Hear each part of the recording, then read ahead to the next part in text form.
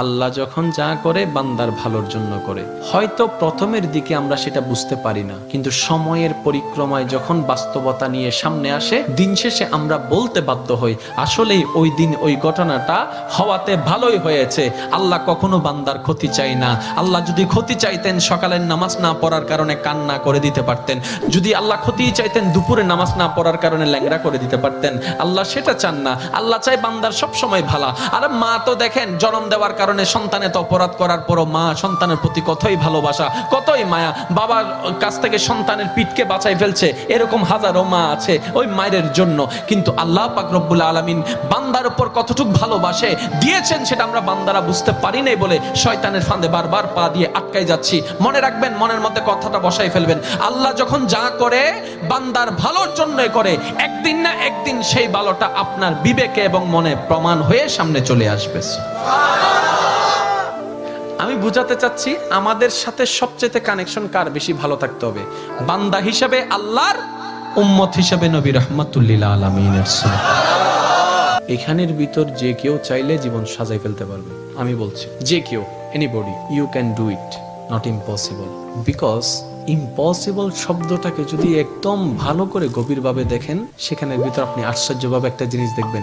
Impossible একটু যদি define করেন, ভাগ করেন, দেখবেন আই এম পসিবল।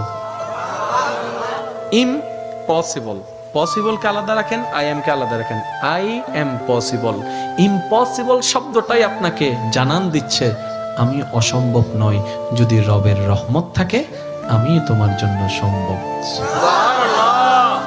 বিদেশে যাওয়ার আগে আপনার এলাকায় দেখেন টিকিট চলে আসছে, ভিসা চলে আসছে, টিকিটের টাকা নাই। অনেক ছিল, কেমনে কেমনে টাকার ব্যবস্থা হয়েছে, সে বিদেশ চলে গিয়েছে। এখানে অনেক ব্যবসায়ী আছে, ব্যবসা শুরু করার সময় সেই পরিমাণ টাকা ছিল না, কেমনে কেমনে ব্যবসা শুরু হয়েছে।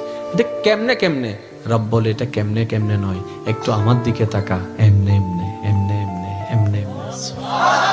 তাহলে আপনার কাছে যদি আপনার রব থাকে, আপনার টেনশন কি? আপনার দুই নাম্বারই করার তো কোনো দরকার। এই রমজানকে সামনে রেখে অনেকে দ্রব্যমূল্যের দাম বাড়ানোর জন্য কত চালাকি করছে, গুদামজাত করছে।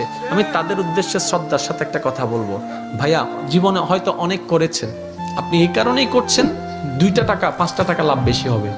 তো এই সেক্টরে না হয় আপনার 10,000 টাকা 10 কোটি টাকা লাভ হলো, অন্য সেক্টরে যদি 20,000 কোটি টাকা খরচ হয়ে যায় তখন কি করবেন?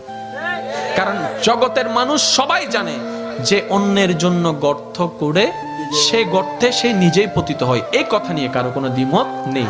যে অন্যের কষ্টের কারণ হয় সে নিজের জীবনে কষ্টকে দাওয়াত দেয়, এই কথা নিয়ে কারো কোনো দ্বিমত নেই। আপনি ধর্মের কথা বাদ দেন, একজন মানুষ হিসেবে চিন্তা করে দেখেন, যারা কোটিপতি তারা বাজারে যাচ্ছে না, অফিস থেকে টাকা দিয়ে দিচ্ছে, ঘর থেকে স্লিপ দিয়ে দিচ্ছে, ফোন করলে বাজার চলে আসতেছে, হিসাবও নিচ্ছে না। কিন্তু আমাদের মতো যারা গরিবরা আছে, দিনে এনে দিনে খায়, অল্প কিছু টাকা ইনকাম করে সেখান থেকে কিছু ভাগ বটারা করে চাউল নেই, অল্প করে চাউল নেই, অল্প করে ডাল নেই। একবার